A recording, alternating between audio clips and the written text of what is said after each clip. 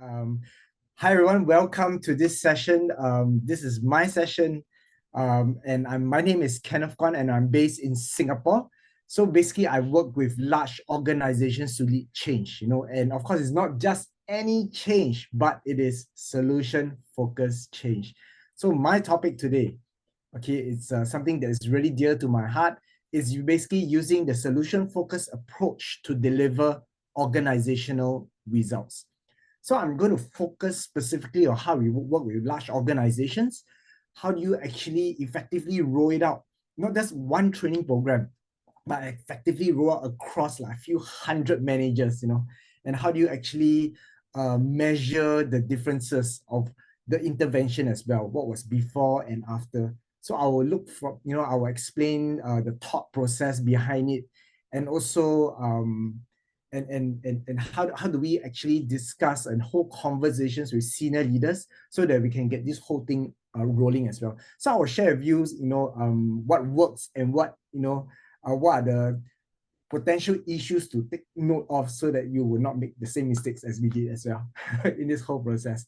All right, so if you're ready, just type in the chat. I'm ready. Yeah, so that I know that you are ready. Okay, just type in the chat right now. I'm ready. Okay, so hey, awesome. Thank you very much. So let's just focus on, so this is all about using the solution-focused approach. I wrote a book called Small Steps to Big Changes. It's this book here. And we basically run this program for large organizations. And the whole idea of this program is very, very specific. We want to help organizations lead optimistic change, not just any change, because sometimes when you talk about change, leaders are excited, but the rest of the people, they roll their eyes. They're not so enthusiastic as leaders. They have probably have some issues, of the past that told them that, hey, every single year you're changing, I don't see any stability. There's just so many things that's always in a flux. And so people, when they listen to the word change, it can be a dirty word at times, So how do we actually overcome this? So optimistic change is one that we are focusing on. And the second thing is we focus on what works rather than what doesn't work. Okay, so in a very solution-focused concept, right? And number three, we focus on specifically how to create small steps forward. And we're not looking for very big steps, but we're looking for 4 specific action steps forward to drive and lead the change. So let's carry on. Okay, so one question, and this is a very important question. What do you think keep leaders up awake at night?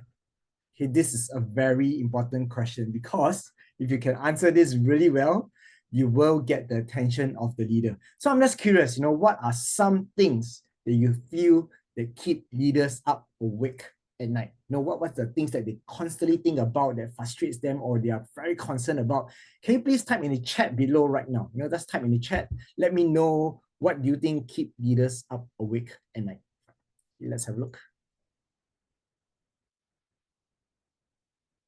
Quarterly numbers, fantastic, definitely numbers. What kind of numbers? Okay, please be specific. Okay, how to reach the end of my to-do list?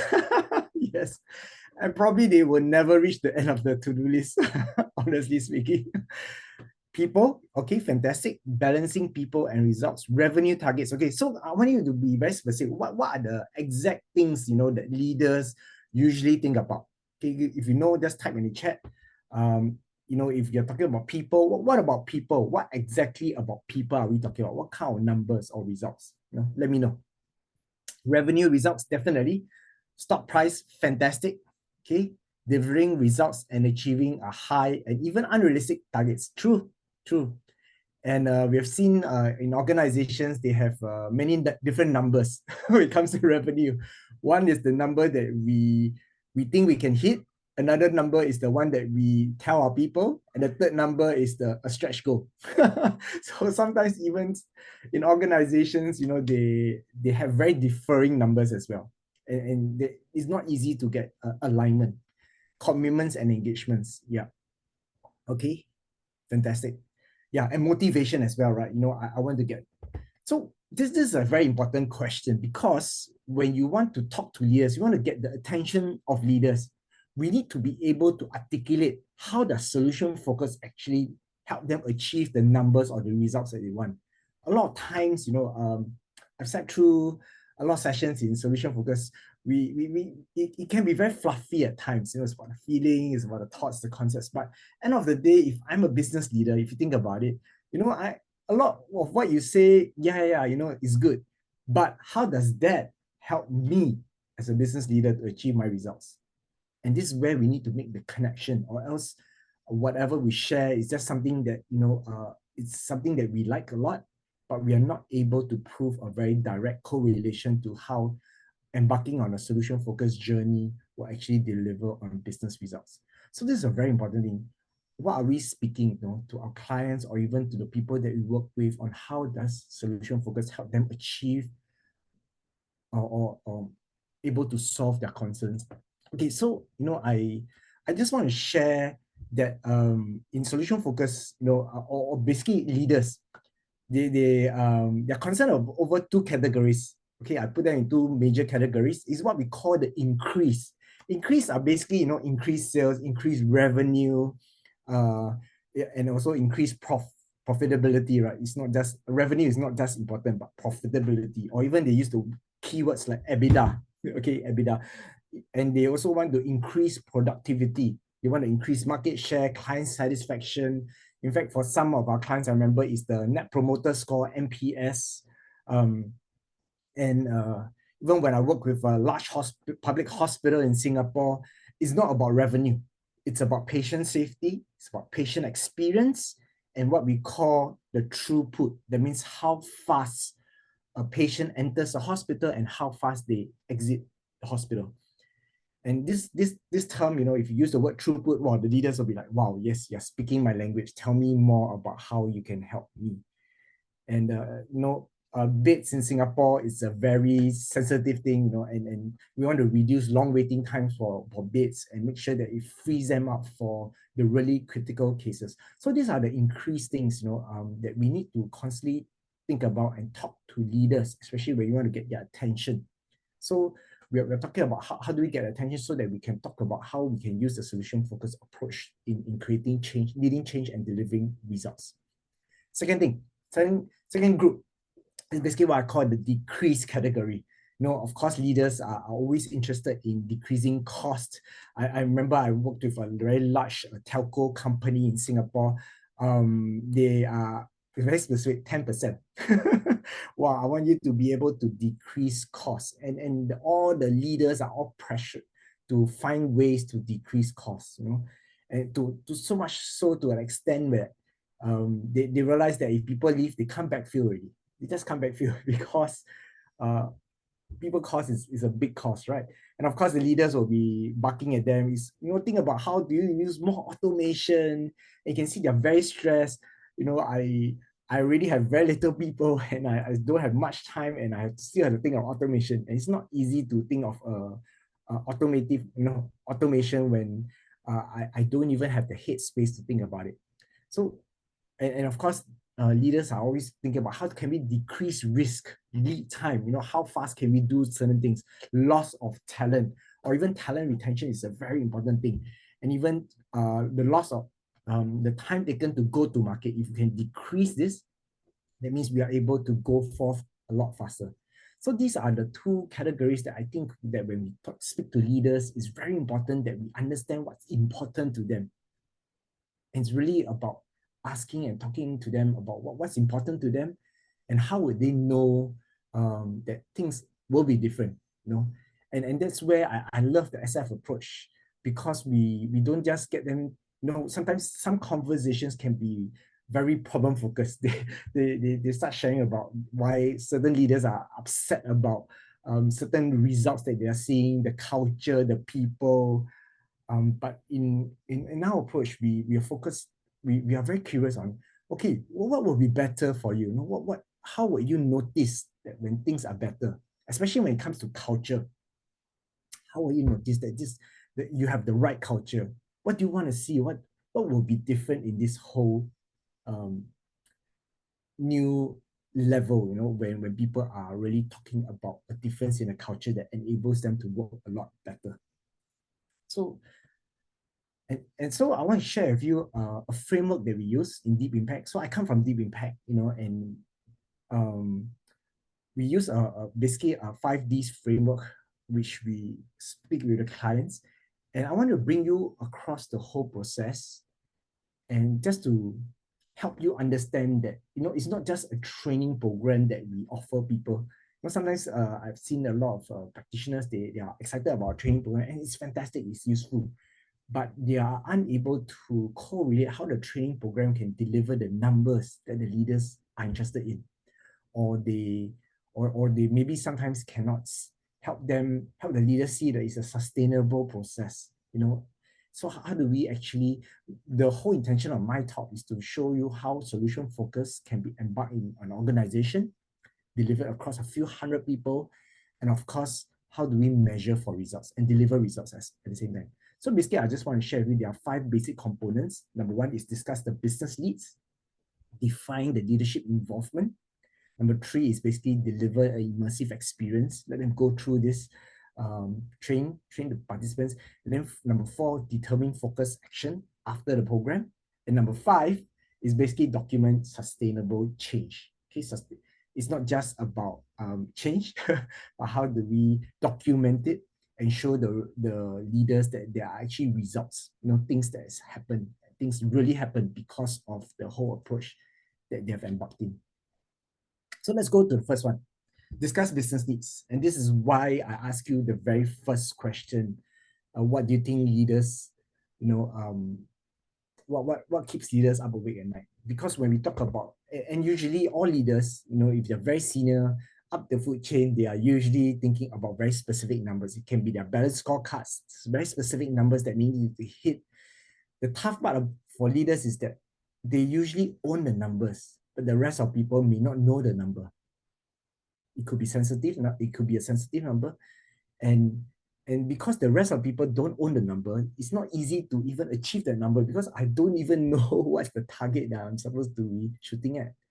So what we do is basically we discuss with leaders what's exactly important to you. If you could, you are measuring like 10 over numbers. If you ask every single leader, they have different numbers. If you ask a HR, the chief HR officer, they will talk about retention. They talk about how fast they hire talent. And, they have their own different numbers or even engagement numbers. But when you talk to a revenue officer, it's about the sales, the volume of sales, and how many markets they are in. And when we talk about COO, it could be a different set of numbers as well. It could be sustainability targets. It could be about cost reduction as well. So, when you talk to different leaders, there are always numbers that are really important to them. And when you understand the numbers, it's easier to shape your business case of how we can use SF to meet their needs. Okay, so having a discussion with them. And of course, when we talk to them, I realized that sometimes, like I said before, conversation can be negative. It's always focusing on what are the lacks, what are the gaps that we have. But remember, as SF practitioners, we try to help them to move forward and to think, okay, suppose if things were different, what will you notice will be different? And this is very important in helping them to articulate the culture, the processes that should be different, or even the way people should act differently. And this gives us clues to what is a success criteria for the client. Okay. So discuss business is really, really important. Don't jump too fast in the solutioning process, but understanding what's the best hopes of the client, and that's really important. So, in business needs, so like I mentioned, if you work in any large organization before, you realize that it can be very complex, especially if you work in a matrix organization where you don't just have one boss, you could have multiple bosses in different countries, and even a local, a boss in your country, and you report to a few of them, and sometimes everybody may not talk to each other. Left hand does not talk to right hand in large companies. And people feel very stretched. They're shooting multiple arrows in different targets. And our job is to align, if we could ask the leader, if you could narrow down, of course, you have many, many numbers that's important to you, but if you could just narrow down to just simply a few numbers, what will it be? Because people don't remember 10 different numbers. They remember simple few numbers, like 3 or 4 numbers. What will be very important to you? And that's how when we discuss with them about the business needs, we try to align everybody's efforts to focusing on just that 3 or 4 numbers. That's really, really important to all the leaders. Okay. So with that number itself, what we do is we start discussing if these are the 3 or 4 numbers, what can we do, as an entire organization to shift everybody to talk about that 3 or 4 numbers and to align our actions. So this is to avoid people doing, things in an organization that is, I feel this is a great idea to do things, but rather you start asking yourself, how does what am I doing contribute to the final result that's important to the leader? And this is a very important conversation because you realize that sometimes they can do many things, but not everything is as deemed important to the leader. Okay, so this is where the alignment is very, very important, especially in large organizations. They are doing many, many things and they are always very tired. So my question is, what are some solution-focused questions that we can use to uncover business needs? What do you think are some solution-focused questions that we can ask to help them uncover their business needs? So I'm just curious, could you just type in the chat below? Let me know, what are some possible questions you could use to help them explore a preferred future?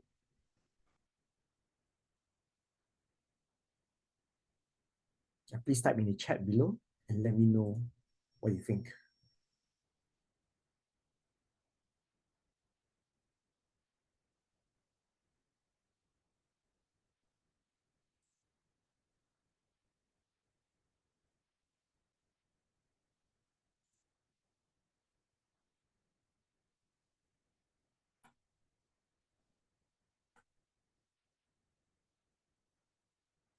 Fantastic, fantastic.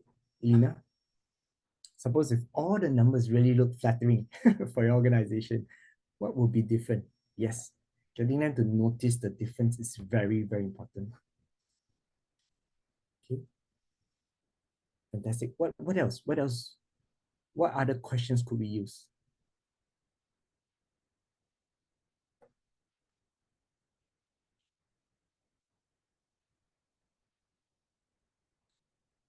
What change in numbers makes us really happy? Fantastic. Or makes you really happy for that matter. Okay. And of course, different leaders will share and and we start asking them even questions like how would your clients notice that you'll be doing things differently in the way you do things? Yeah. Okay, fantastic. If you select 3 or 4 the most KPIs, how will these numbers help you in your preferred future? Fantastic, fantastic, very good. Yeah. What's the preferred future? It's fantastic as well. Simple and easy. What's the preferred future that you want your organization to look at? Suppose if your culture is different, your culture is enabling people to deliver results, what will you notice will be different? And these are very exciting conversations that we could have, especially when we talk to clients. And remember, they all have aspirations. Of course, definitely there are problems, but they all have aspirations. And it's our job to listen to the wish behind the complaint. So I'm going to go to the second step, which is basically define leadership involvement. Okay, define leadership involvement. So a lot of times, leaders will say, I had a lot of discussions with me, and they say that, Kenneth, my people need training, they need to change their mindset and do a lot of things. Then I look at them and say, yeah, okay. And they always tend to think that if you fix my people, things will be different. You realize it's always their stuff.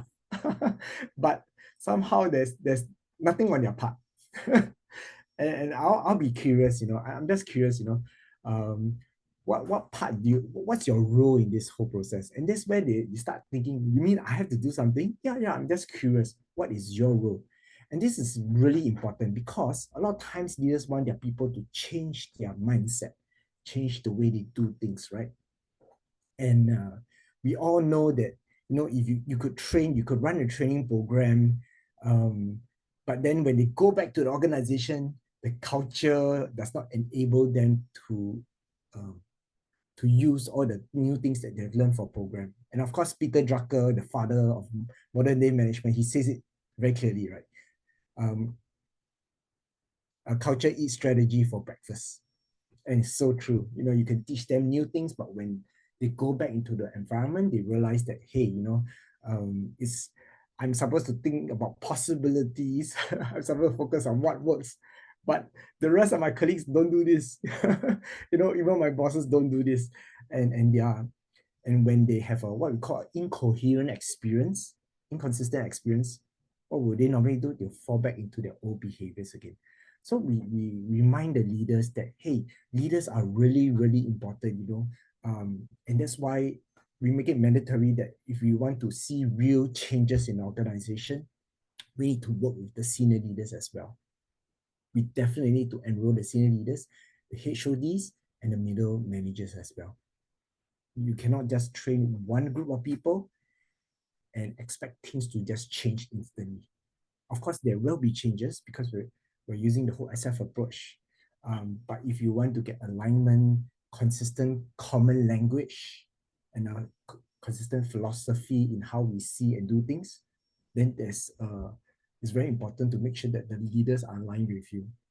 And so this is what we've noticed. We have worked with we have done training for the leadership team as well, the senior leadership team. Of course, it's a bridge program because they may not have enough time to attend the full 2 days program, but we actually have a 1 day session. I remember I was doing it for a hospital, and they had 2 half days, just 2 half days, and it had to be on a Saturday because they couldn't find for the next 3 months. All the leaders couldn't even align their schedules for the next 3 months on a weekday, and it was really tough. And I remember the CEO of the hospital is a large public hospital in Singapore, and he even did a night shift before that when he came, and this shows how time staff leaders are as well. But we told them that it's important that they understand the whole idea and the philosophy behind it so that we are consistent in the way we speak and do things. Okay, so leadership involvement. So that's why we have to involve the leader, and not only that, we involve the HODs as well, the head of departments, because usually before the training itself, when we do the training intervention, we will talk to the leaders. Suppose we talk about, let's say, the 3 or 4 numbers that's important to you. How what kind of actions will you feel that needs to happen so that if your people were to take it, you feel that it's contributing to the results.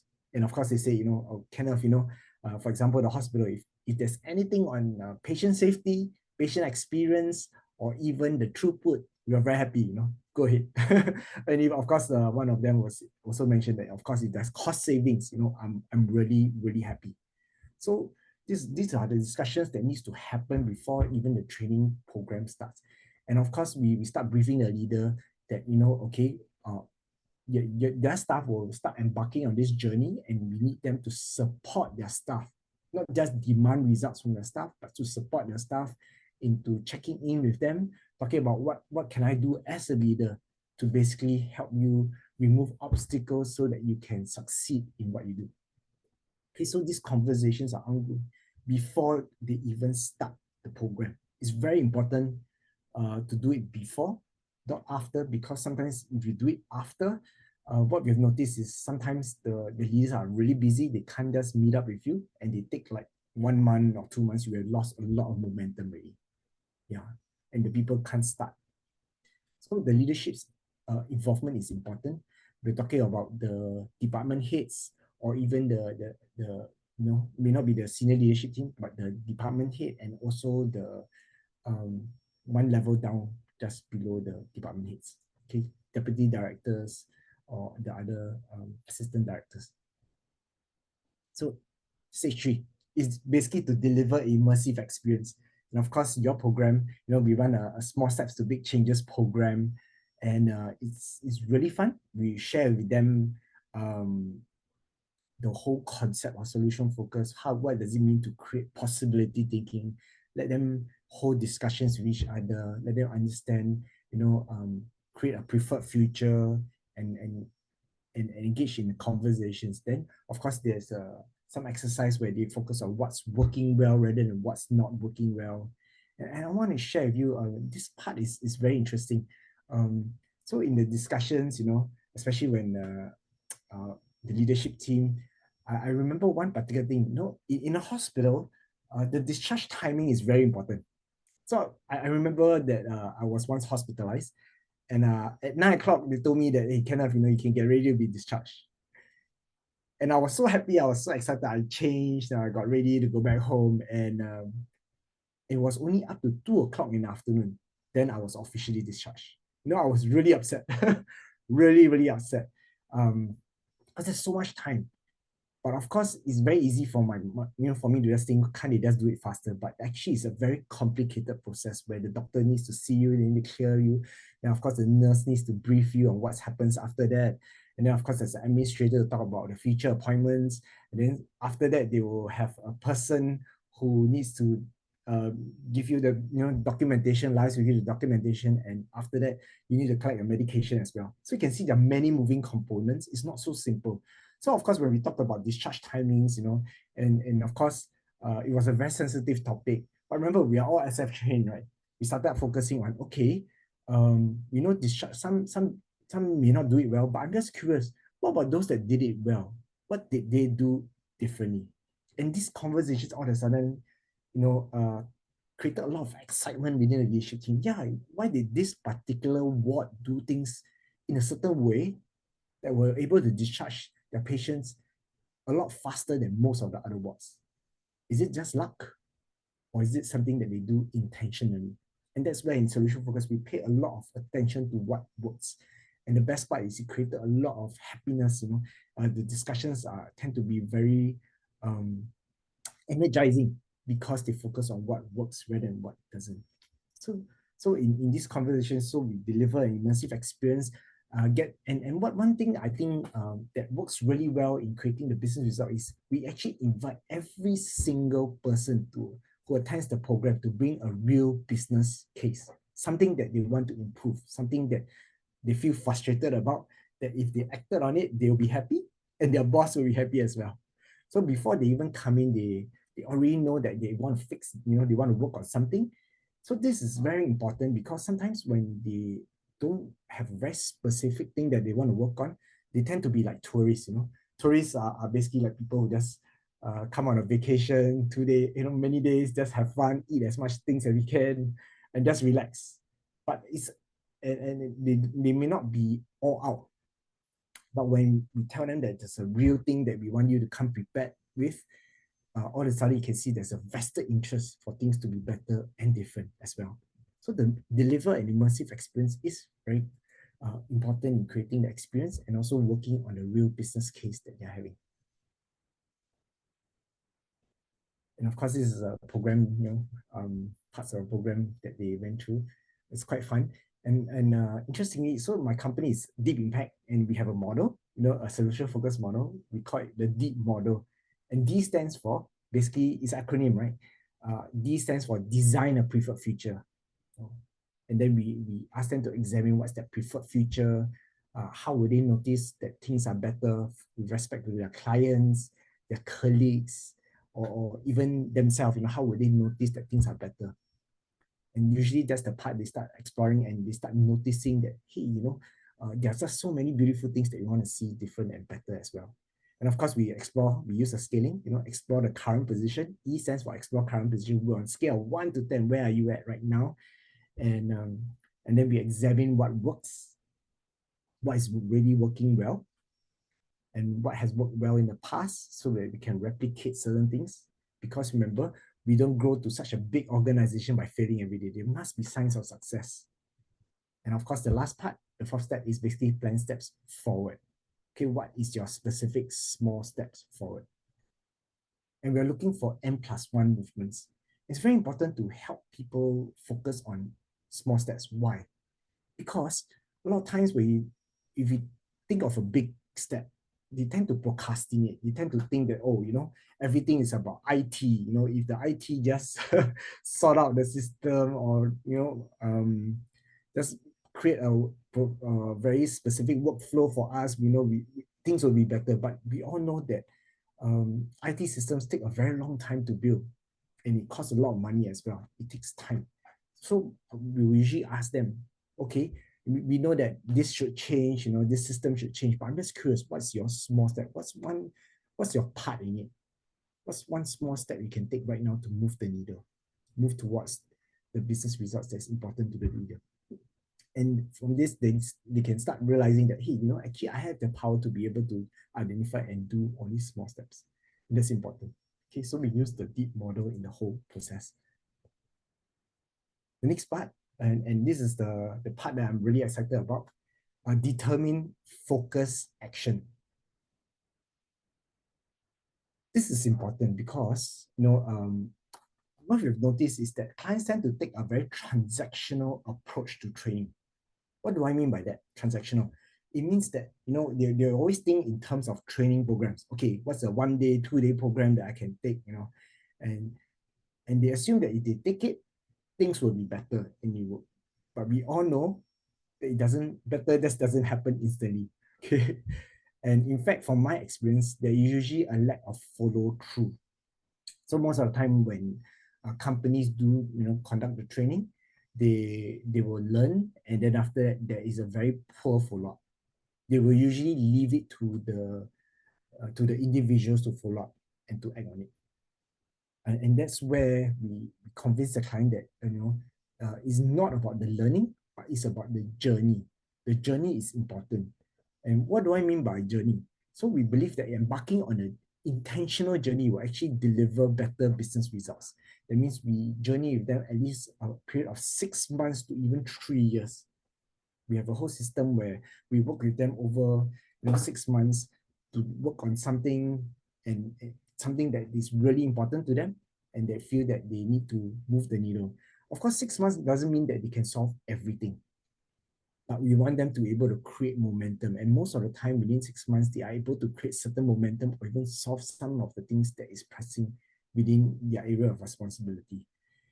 And what we have is, we have basically like different things that need to do every single month. It could be as simple as the first month, straight after the program, co-create a new possibility with your team members. Talk about what could be different, and just explore differences. Just explore how will we be acting if we are, in this new level, or new level of performance. And so that's the first month. Then second month, they can start focusing on, okay, what are the steps they have taken to just scale just one level up, one level. And the third month could be focusing on questions around, what's working well for us so far? What's something that we need to do and systemize it so that we can be able to succeed a lot more at work? Yeah. So paying attention to what works and systemizing it across. Because in large organizations, sometimes the left hand doesn't know what the right hand does. Yeah. Okay, so determining focus action is very important, because it's only when there's an intentional process, then people will start doing, acting on it, and that's how we are able to deliver real organizational results. So I've seen some of my other friends, in training, they tend to claim credit. After that's by delivering 1 or 2 days, they came and said that, oh, because of our training program, the client within a few months, they reached TripAdvisor, top rankings. And I'll look at them and say, hey, that's very, you have no idea whether it's because of your efforts. There's no way you can measure. Just because of a training, a 1 or 2 day program, you believe that their lives will be changed and they will always use it. We all know that in life, it's not that simple. And that's why the process is important, the journey. We realize that if you talk to clients, move them away from a transactional journey, transaction process, and you embark on a journey, it will always deliver better results. And granted, of course, there will be some clients that will always want just the transactional programs, but there will be quite a few who will be intrigued to find out, okay, tell me more about this whole journey. How can we actually create processes where we get people to practice and try out intentionally for the next 6 months to 3 years? And one thing that has helped us work really well in getting people to be very intentional in applying, the whole SF approach is we actually orchestrate it, in such a way that we get one of the senior leaders to come down at the end of that journey, at the end of 6 months. So imagine at the end of 6 months, a senior leader will come down and listen to you on what's different and better. And so what do you do, immediately when you see a senior leader appear or is going to appear? You all of a sudden pay attention, you start acting on it, right? You start doing something so that you want to show the leader that things have been done and you are moving the needle as well. So this is how we orchestrate the whole sequence of events to get people to practice, try, and then apply, and then deliver results. And we ask them to always notice, talk to their team members. If you notice it's working, can you do more of it? Can you just get your people to keep doing more and more of it? And of course, notice what was before and after, because we want to track the differences in the results. So, and this is very interesting, and let me share with you a story of a particular engineering company. So this is a medical device company. This company is called Becton Dickinson, BD. Okay, they do a lot of different medical devices. They manufacture. And interestingly, we worked with the Six Sigma guys, the guys in charge of they were all having black belts. And they're basically Six Sigma guys, they can do any project, they can deliver, they can overcome any obstacle. You give them time, you give them money, they will be able to solve anything. And of course, the challenge with these guys is that they always see everything as a problem that can be fixed. And when I worked with them, I was like looking at them and said, okay, but you don't need this training, right? Because you seem to be able to solve everything. But they also admitted that sometimes the way they look at things can be very negative at times. There's one component, the emotional component of the people, they just find it very difficult to to actually rally people around, get them feel emotionally connected. And so, during the training, and they got really excited about the solution focused approach. It just gave them a whole different way of looking at things rather than see everything as a problem. I was trained as an engineer last time, so I understand them a lot, because we need to have a problem statement, right, before we can solve anything. No problem statement, or we see everything as a problem. And if there's no problem statement, we basically can't solve anything. Yeah. So all of a sudden they realize that, hey, I may not have a problem. I could have a desire, right? Desire means I'm good and I just want to get better. Yeah. And I have a preferred future as well.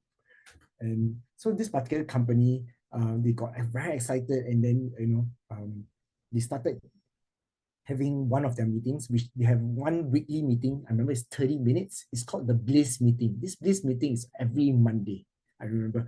And during this Bliss meeting, they'll always talk about, what could be better, what is something that is not doing well, that's something that we need to intervene and work on it a lot more. And of course, these meetings after a while can become a blame game, and people can get defensive, guarded at times because they're looking for failure. So after, when they attended the program, they said, hey, you know what, Kenneth, we should also create sparkling moments, moments that turn out really well. Why not we talk about what did we do well and what's something that we need to copy from each other as well? And all of a sudden, the conversation changed, from something that is problem-focused, they started focusing on things that is turning out well. What can they do to systemize the success so that everybody can start winning? And this is a very interesting, example of how solution focus works and delivers better results for them. Yeah. Okay, and of course, the last part that I want to share with you, the whole process, Oh, one question that I have. I'm just curious, how could you help your clients integrate the solution focus approach into their daily work practices? I need to stress is their daily work practices that we're trying to intervene. Because if yours is just a concept, on a conceptual level, it can be used on certain parts and not in their daily work, then solution focus is not so appealing. You know, it has to be something that can really solve my even my daily work as well. So I'm just curious, you know, how could you help your clients or the people that you work with integrate solution focused approach into their daily work practices, even in their meetings as well? You know, can you just type in a few possible examples? Let me know in the chat right now. Fantastic. Definitely. What's going well? Fantastic. Yeah. Imagine in their meetings, right? Rather than keep talking about problems most of the time, they could even devote some of their um, time talking about, hey, what went well, you know, what went well in our organization. Yeah, as a first question to ask. Fantastic. Of course, Taka, you mentioned it as well. Yeah, you can use it in the coaching conversations that could happen. Fantastic. Yeah. And Mong Lan as well. You know, what's their best hope for today? Fantastic. Um, I could remember a very specific this particular uh, one of the senior uh, high-ranking nurses, you know. So she came for this program. She was the deputy director, but she's just one level below the chief nurse. And she was just sharing that, hey, you know, every morning um, our roll call. They have a roll call, right, where they need to hand over the shift to the next shift. So they will usually talk about what's happened, you know, during that shift before they hand over to the next shift. And usually the morning roll calls are can be very negative. They will always talk about, oh, yesterday patient complained about this, you know, and what can we do to mitigate it? Here's the SOP that we should follow. And then, of course, they move to another incident and another incident. Oh, this patient almost fell down. What can we do to improve the safety? And after a while, imagine you're the next shift, you want to take over the existing this particular shift. You know, there are 10 landmines that you cannot step on. It's very stressful, even before you start your day. Already. So, and this, I remember this and she gave me permission to share a story. Her name is Mei Mei. So she was sharing that, you know, Kenneth, I want to change this. And she instituted a very different roll call in the morning. So she started sharing that, getting the people to share about success, you know. Yesterday we got a very good patient compliment. I'm just curious, you know, what did we do to get the compliment? What do we need to pay more attention to so that this can happen a lot more often? Yeah, so they're looking for what works. So they start, and it's not easy, right, to get people to start thinking, to start developing a culture of focusing on what works as well. Because for them in the medical line, sometimes it's very easy to always start with, you know, what's wrong. Yeah. And we're just providing them a different way. And we say that if you use this, you know, on what works, it's so much more motivation, it's more exciting because everybody wants to come to work to find ways to win and to feel fulfilled, you know, do their work well, rather than how not to fail. That's important. Yeah. Share one success story. So every day, imagine they are sharing their success stories and they're talking about what can we do to systemize it or what can we do to ensure that this happens a lot more often. So they start paying attention to what works, yeah, rather than what doesn't work. Yes, Noel as well. The three tenets of SF as a group mindset in discussions. Okay, yes, there are many actually SF tenants, many. So I'm not sure which one that you're talking about, you know, but there are many, you know, and we ask them to. So of course there are, you know, many different days. Sometimes they do it. Of course, in a hospital like roll calls, they happen every single day. But there are in some organizations they don't hold roll calls, right? They have weekly meetings. You know, some little huddles as well. Even simple huddles or even the daily huddles. You know, can talk about what am I grateful for? What do I notice is working well so far at work? What's something that I just want to celebrate at work as well? And this is something that we want to highlight their attention so that they can repeat more of it, so that they can be even more successful at work. And so I hope that I've shared with you ideas on how you can actually use solution focus to deliver results. So when you do all this, you know, definitely you should be able to do the last part. That is,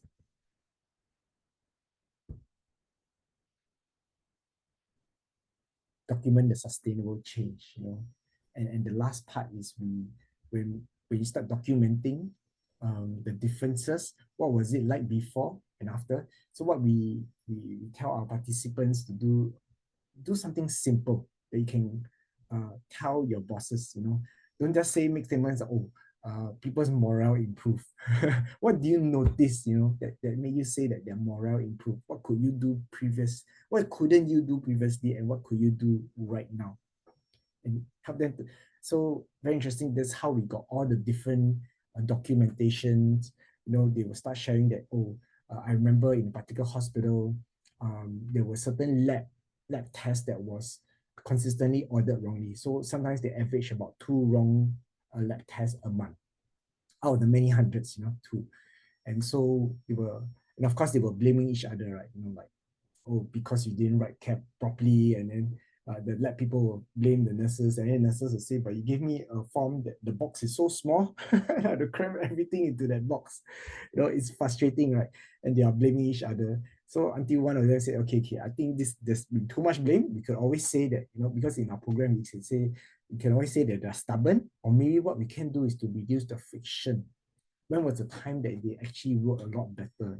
What will need to happen to to to make sure that we could at least get lesser errors.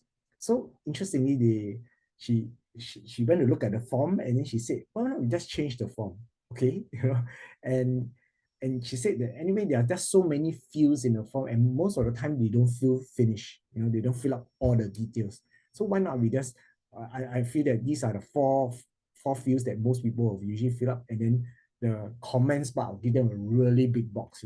So I remember that I saw the box, it was 1/3 of the piece of paper. And give them, rather than one small box crammed at the corner there.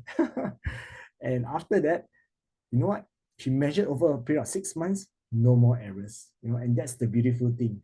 And of course, when she shared it, so what we do is usually at the end of the 6 months period, we get everybody to come back together, share about their success story, and share it in front of their boss, in front of the C-suites. And that's where I can tell you it's amazing. The C-suites will be like, wow, my people are doing so many beautiful things. I'm really, really excited about what they have done. They get to hear the stories. And of course, we tell them to notice this was before and this is after. And of course, for some of them, they even measured things like steps taken to take certain things. It took me 255 steps. Now it took me just less than 5 steps because I designed a little trolley to help me move. So of course, then imagine you have like a few hundred people that goes through a program, you get a few hundred different things that are better. And of course, leaders love to hear what's better and how it finally contributes to the end results. So I hope I've shared with you ideas of how you can use the solution-focused approach, to actually deliver better organization results. So remember, leaders are, of course, they like to see things happen, but they also like to hear what are the numbers and how does having this whole SF approach, how does it actually help them meet the numbers that are important to them. And if we can link them clearly, and I think you got the leader's attention, and not only that, you are able to be there to really contribute and effectively measure the differences of the contribution. So I personally like to go back, there's this hospital that we are doing a very big project for the next 3 years. And every 2 months, I will go back and I'll listen to the stories of the people. And that's where I get personally touched as well. There was one time I was almost tearing because now we can see, wow, so many beautiful things that they took the idea and they ran with it. They started creating a preferred future, and the culture of the hospital is different as well because people started to speak differently, look at things differently, and started to um, work together in creating the outcomes that we want. So I'm just curious, I will stop here because I'll be talking too much, what questions do you have for me regarding organization change and using SF when in large organizations? Yeah.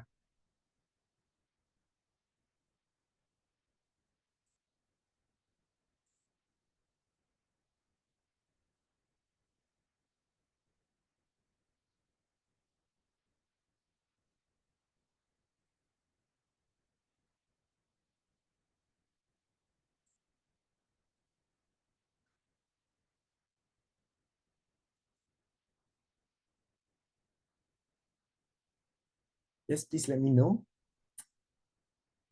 Okay, let's have a look. I'm going to look at the chat right now. Nice, nice. Okay, okay, great. Want to know more? Want to know about a deep model? Could you put those four steps in the chat? Couldn't read or catch up. Okay, I can show you the deep model. Let me just go back to the deep model. I can just show you how it looks like.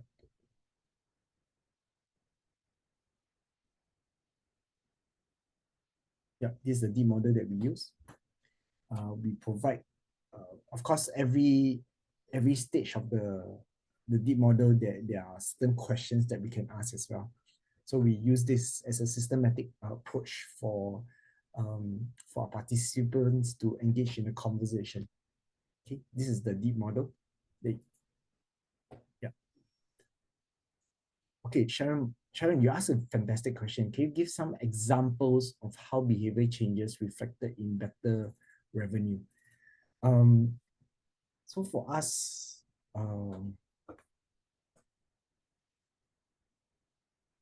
behavior.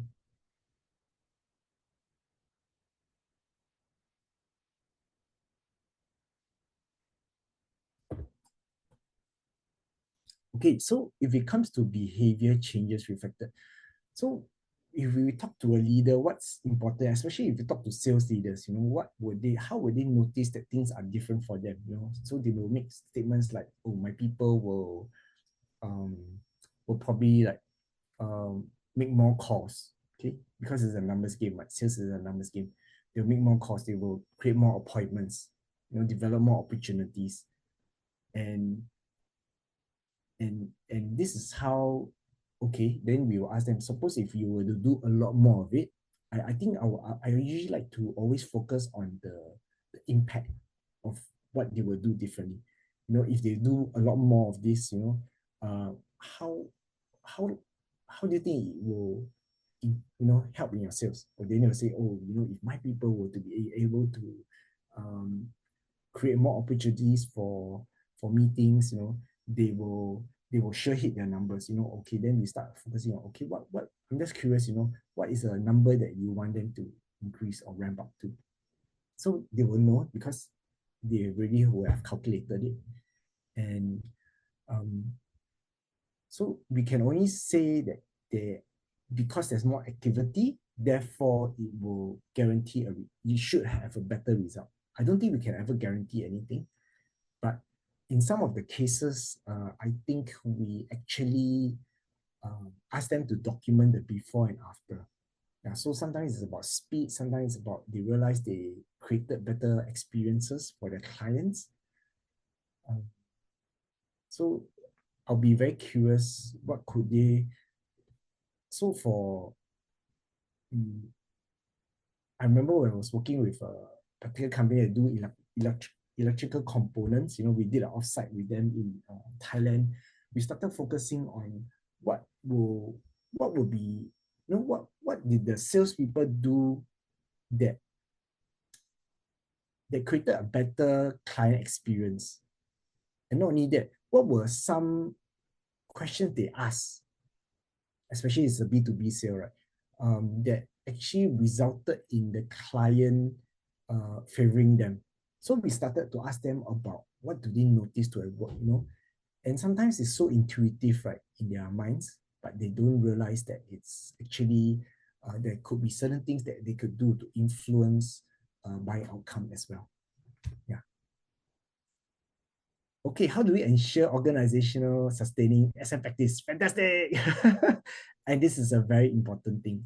Sometimes organizations who started SF initiatives cannot sustain for long.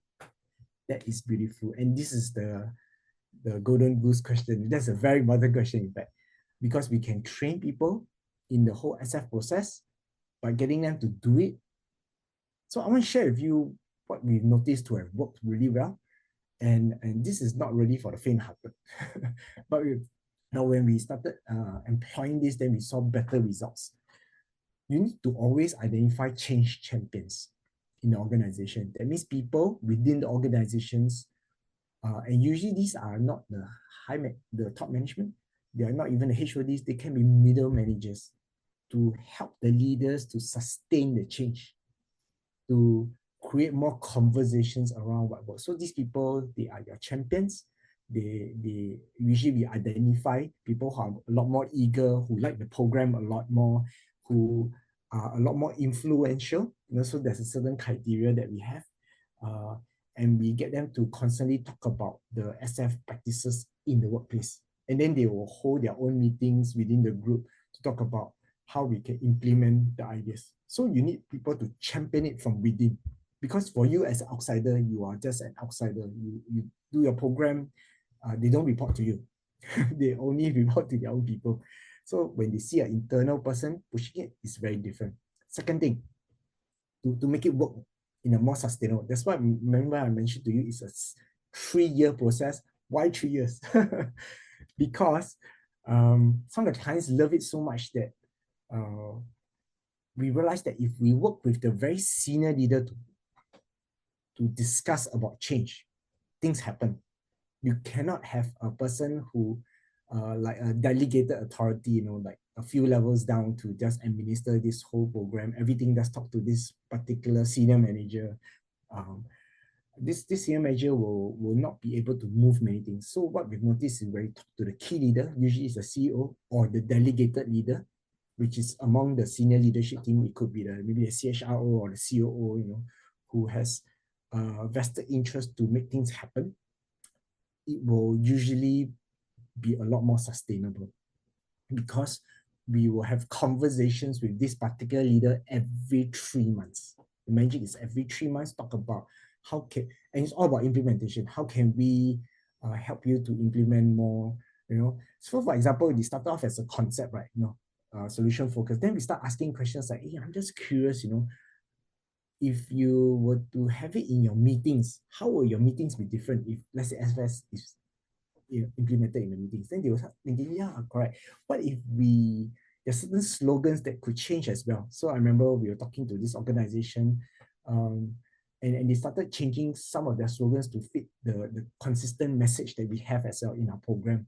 And we started taking their examples, their specific examples of their people that has demonstrated SF, and then use that as the stories to back up the SF concepts. And it creates a very powerful narrative because they start realizing that, hey, this is not an external example that cannot share. It's now an internal story as well. And I can see it happen. So because we need them consistent every 3 months, we revisit the champions every half a year to upskill them and to train them more SF concepts. And this is how you start creating a lot more momentum. Remember, if you are focusing all the efforts around hitting the key results, remember right from the very beginning, the key results that leaders are interested in, you always have the attention and support of the leaders. Yeah. Okay. Maybe I'll just take on the last one. Okay. Yes. Thank you. The last one, how do we include it in appraisal? Yeah. Appraisals could be competencies. So even some appraisals are shaped differently as well. I know that in the Ministry of Education in Singapore, they change it to be more strengths-based as well. Okay. Yeah. So it's a lot different. Okay. I think I'll end here right now. It's 8 o'clock. Thank you very much. If you are, in LinkedIn, just connect with me. Connect with me in Kenneth Kwan, or you can scan this QR code and it should get you. Kenneth Kwan, or in any social media platform will be Kenneth Kwan page. Okay. Thank you very much, everybody. And I hope I've given you ideas of how you implement solution focus in large organizations. And more importantly, is to deliver the results that leaders want. Okay. Kenneth Kwan here from Deep Impact. Look forward to connecting with you online. Take care and have fun. Bye-bye.